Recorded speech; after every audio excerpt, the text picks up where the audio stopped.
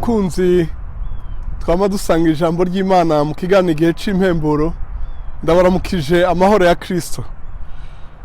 Mu nkundire mbone no kubifuriza Noweli nziza, igihe twibuka ukuvuka k'umukiza wacu, aho ivyizigiro vyaseruka mu ishusho y'umuntu ariko ari ubushobozi bw'Imana.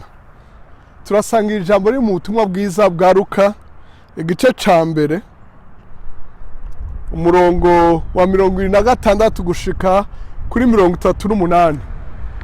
Luka igice ca mbere umurongo wa 26 gushika kuri 38. Ni gisoma kigufasha gutahura ubutumwa bujanye n'iki gihe cyo kwibuka ukuvuka k'umwami wacu Yesu Kristo. Umutwe w'amajambo uvuga ngo Gaburiyeli abwira Mariya yuko azovyara Yesu. Kandi mu kwezi kwa gatandatu umumarayika Gaburiyeli atumwa n'Imana mu gisagara c'i Galilaya citwa Nazareti, ku nkumi kowe n'umugabo yitwa Yosefu wo mu nzu ya Dawidi. Izina ry'iyo nkumi ni Mariya.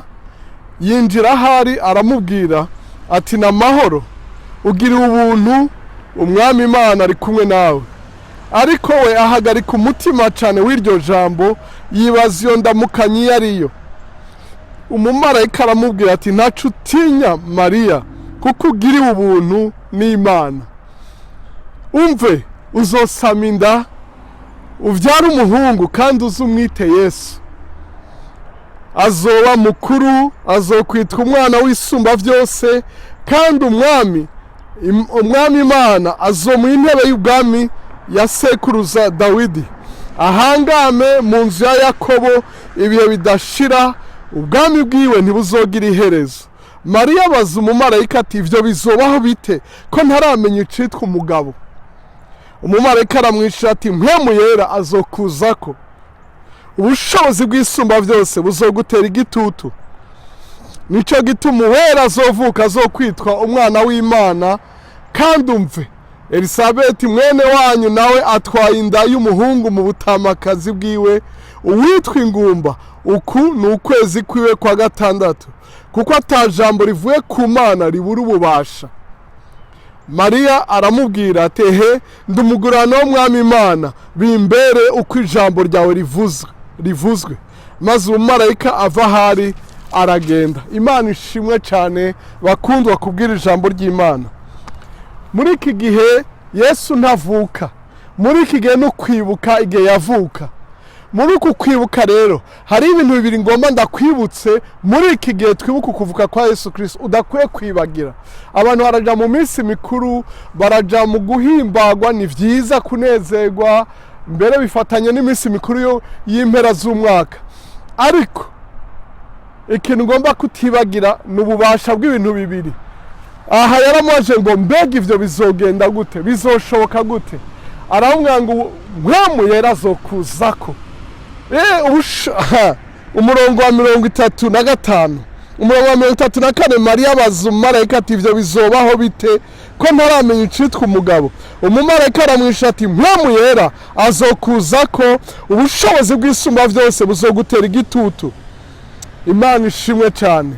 Muri iki gihe aho uri kuribaza ngo bizogenda gute, ivy'Imana yasezeranye kuva umwaka utangwe, ivy'Imana yasezeranye mu myaka 10 iheze, mu myaka 20, mu myaka 5, mu mezi aheze, nararindiriye nje kukubara ngo witege ubushobozi bw'isumba vyose, ubushobozi bwa Mpwemu Yera. Si ivyo gusa, ndakwifurije kandi no kwitega ubundi bushobozi.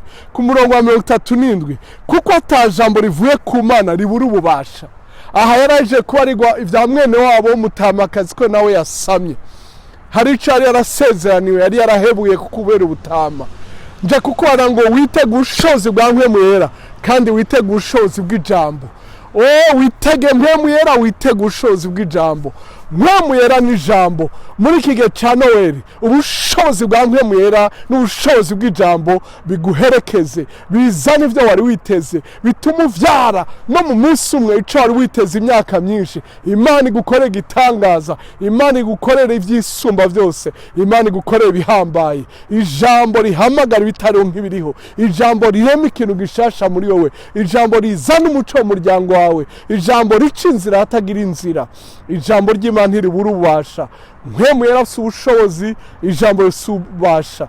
Igihe Imana yaremye isi yaravuze, Mpwemu Yera nawe ngo yatambatamba hejuru, ijambo rigaca rikora. Mpwemu Yera n'ijambo. Ugendere kuri amaguru abiri, usome ijambo kandi uzure n'ubushobozi bwa Mpwemu Yera. Usenge muri Mpwemu Yera no mukuri. Mukuri niki? Ni ijambo ry'Imana, sivyo utoragura hirya n'ahantu abantu bakubarira.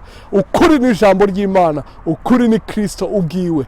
Imana ibahezagire Noweli nziza yo kubona ubushobozi bwa Mpwemu Yera n'ububasha bw'ijambo. Murakoze kudutega yombi, muragahezagirwa.